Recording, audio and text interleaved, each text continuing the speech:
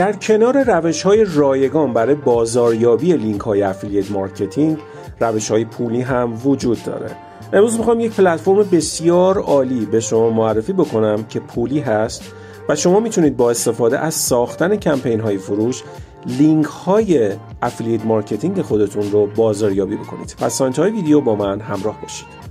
سلام، خوش اومدید به این آموزش. برای شروع وارد سایت CPA گریپ میشیم. دوستانی که نمیدونن CPA چی هستش و اصلا آشنایی ندارن، CPA دقیقاً بیزنس مدلش شبیه به افیلیت مارکتینگ هست، با این تفاوت که اونجا شما یک محصولی رو میفروختید که به شما پورسانت میداد، اما اینجا در CPA کاست پر اکشن هست، یعنی پرداخت بابت هر فعالیتی که مخاطبان شما انجام میدن. مثلا شما یک فرمی رو به اشتراک میذارید در شبکه‌های اجتماعی، اون فرم رو میان پر میکنن، ایمیلشون رو وارد میکنن، پس بنابراین به شما مثلا $1 تا $2 پرداخت میشه.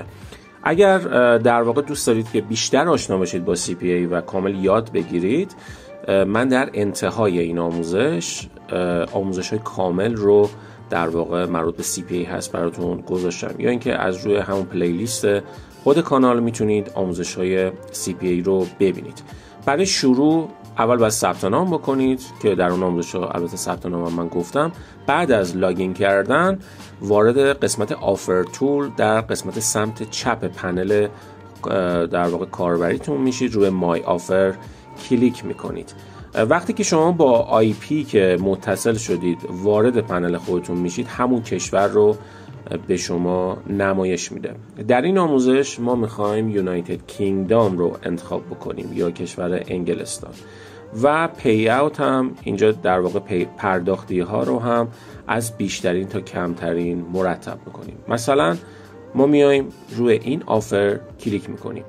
اینجا شما هر آفری که کلیک میکنید یک عنوانی داره، توضیحات داره و نوشته که با کدوم حالا دیوایس میتونن متصل بشن و در واقع فرم رو پر بکنن. اینجا هر 3 تا دیوایس رو اینجا نوشته، بنابراین شما میتونید روی هر 3 تا دیوایس کار بکنید، یعنی هم iOS، هم دسکتاپ یا همون کامپیوتر و هم اندروید. ما اینجا مثلا همون دسکتاپ رو انتخاب میکنیم یا کامپیوتر. مثلا کسانی که از طریق کامپیوتر وصل بشن و کریدیت کارت خودشون رو وارد بکنن و از کشور انگلستان هم باشن، به شما $6.42 داده میشه و این لینک افیلیتتون هست. کپی لینک رو میزنید، این رو توی یک نوتپد ذخیره میکنید و این هم عکس است. وقتی که روی این میزنید و اوپن تب رو میزنید، عکس کاملش باز میشه و این رو میتونید ذخیره بکنید، یعنی سیو از میکنید و توی سیستم خودتون ذخیره میکنید. در مرحله بعدی پلتفرمی میخوام به شما معرفی بکنم که پولی هست و شما میتونید با استفاده از اون پلتفرم اقدام به بازاریابی CPA خودتون با پرداخت مبلغ بکنید. پس با من همراه باشید. خب، پلتفرمی که میخوام بهتون معرفی کنم و شما میتونید تبلیغات رو به صورت پولی در اینجا قرار بدید، exoclick.com هستش که وقتی که وارد این سایت میشید، کاری که باید بکنید روی ساین اپ کلیک میکنید و به آسونی یک فرم داره. این فرم رو باید پر بکنید. اصلا کار نداره، یوزر نیم داره، کمپانی نیم داره. شما اینجا کمپانی نیم رو هر اسمی که بخواید رو میتونید بنویسید. مثلا اسم برند خودتون رو میتونید اینجا به عنوان مثال بنویسید. پسورد، دوباره پسورد رو تکرار میکنید. یادتون باشه برای نوشتن پسورد حتما یکی از اون حروف رو به حروف بزرگ بنویسید. از کاراکتر استفاده کنید و عدد.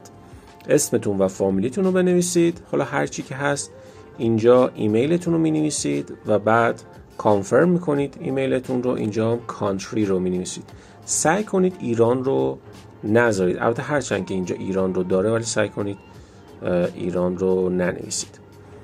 بعد اینجا کارنسی داره، USD رو انتخاب بکنید یا اینکه حالا هر چی که واحد پولیتون هست انتخاب میکنید. اگر در اروپا هستید که حالا در کشور اروپایی هستید، میتونید یورو رو انتخاب کنید.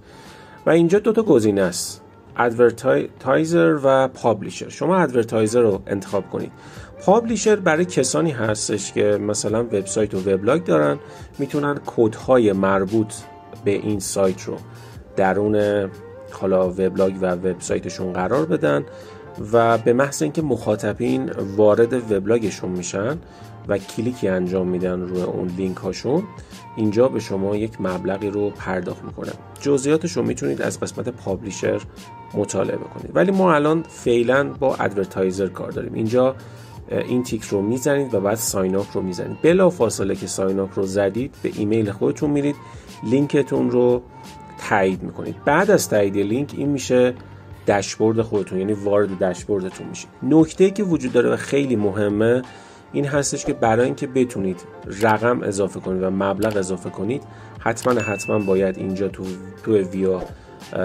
ویو یور پروفایل بیاید و در واقع رمز 2 مرحله خودتون رو فعال بکنید. خب همونطور که میبینید اینجا شما باید حتما نرم افزار اوتنتیکیشن رو نصب بکنید و با استفاده از اون نرم افزار رمز 2 مرحله‌ای رو در این قسمت فعال بکنید که خیلی کار راحتی هست، اصلا سخت نیستش. خب بعد از اینکه اینجا به داشبورد برمیگردیم، این میشه محیط کاربریتون. ما الان اون رمز 2 مرحله‌ای هم فعال کردیم، پس خیلی راحت الان ما میتونیم کمپین خودمون رو شروع بکنیم. البته باید دقت کنید که اینجا حتما تو ادورتایزر باشه، به خاطر اینکه اگر تو پابلیشر باشه شما نمیتونید کمپین درست کنید و این حتما باید تو ادورتایزر باشه. گفتیم دیگه پابلیشر یک چیز دیگه است که برای کسب درآمد هست، میتونید استفاده کنید. اینجا میایید کمپین رو میزنید و اینجا نیو کمپینز رو میزنید به راحتی و منتظر میشید. اینجا یک نیم داره، به راحتی شما یک اسم اینجا قرار بدید. مثلا ما میزنیم CPA UK، مثلا CPA UK اسم ما هستش. اینجا میتونید گروه تشکیل بدید که البته ما اینجا زیاد به دردمون نمیخوره. اگر که حالا روی یه دونه موضوع بخواید چند تا CPA قرار بدید و تبلیغات قرار بدید، میتونید این کار رو انجام بدید. اینجا کاتگوریتون هست که من انترتینمنت لایف استایل رو انتخاب میکنم. البته نکته که وجود داره این دوتا رو من حذف میکنم. و اینجا قسمت بنر هست که شما میتونید اینجا بنرتون رو انتخاب کنید که حالا مثلا اینجا 300 در 250 هستش که ما اینجا بنرمون رو میخوایم انتخاب کنیم. برای ساخت بنر شما میتونید از سایت کانوا استفاده کنید که به راحتی اینجا کاستوم سایز رو میزنید، 300 در 250 رو میزنید و اون عکسی که ما ذخیره کردیم رو در اینجا قرار میدید. حالا اینجا ما چیکار میکنیم؟ اینجا ما نکست رو میزنیم و روی این کلیک میکنیم و اینجا نکته که وجود داره این هستش که اینجا باید URL خودمون رو قرار بدیم. URLمون همون لینک افیلیت خودمون هست. اینجا URLمون رو قرار میدیم که این میشه URL خودمون و اینجا سلکت فایل رو میزنیم. اینجا باید آپلود فایل رو بزنیم، یعنی اینجا بنرمون رو آپلود میکنیم که اینجا ما بنرمون رو اینجا قرار میدیم. حالا من اینجا یه بنر حالا پیش‌فرض درست کردم که برای حالا آموزش هست، ولی شما میتونید روش کار بکنید. خب اینجا بنر تشکیل شد. نکته بعدی این هستش که اینجا روی اتوماتیک آن CTR میذارید بمونه و نکست رو میزنید. اینجا باید کشوری که تارگت هدفتون هست که تبلیغات نمایش داده بشه رو انتخاب کنید که ما UK رو انتخاب میکنیم. UK رو اینجا انتخاب میکنیم، United Kingdom.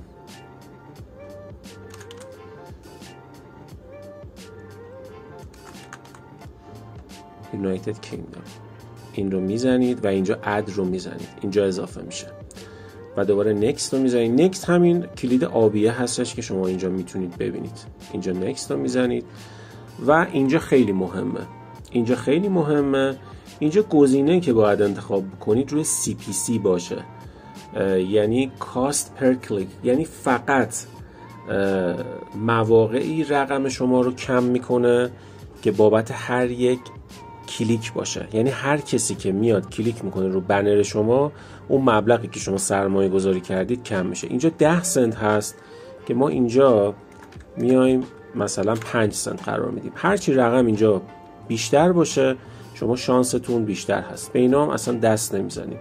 دوباره نکست رو میزنیم و بعد اینا رو هم روی آل قرار میدیم که ببینیم حالا تو کدوم یک از این روش های تبلیغاتی به ما جواب میده. و اینجا بعد از اینکه تمام شد روی create کلیک میکنیم و بعد منتظر میشیم که اینجا در واقع برای ما نمایش داده بشه که اینجا نو فاند هست که شما میتونید رقمتون رو اینجا تعیین بکنید.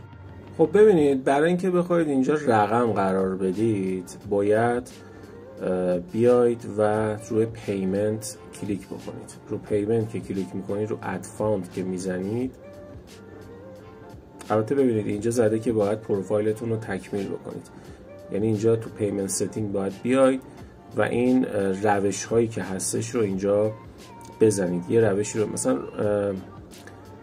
رایت ترانسفر، مثلا ما رایت ترانسفر رو انتخاب بکنیم.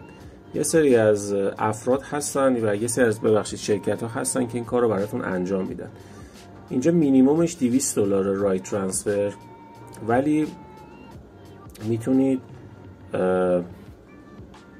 روش دیگه ای رو اینجا انتخاب کنید. مثلا بیت پی رو اگه انتخاب کنید مینیموم پیاتش میشه $20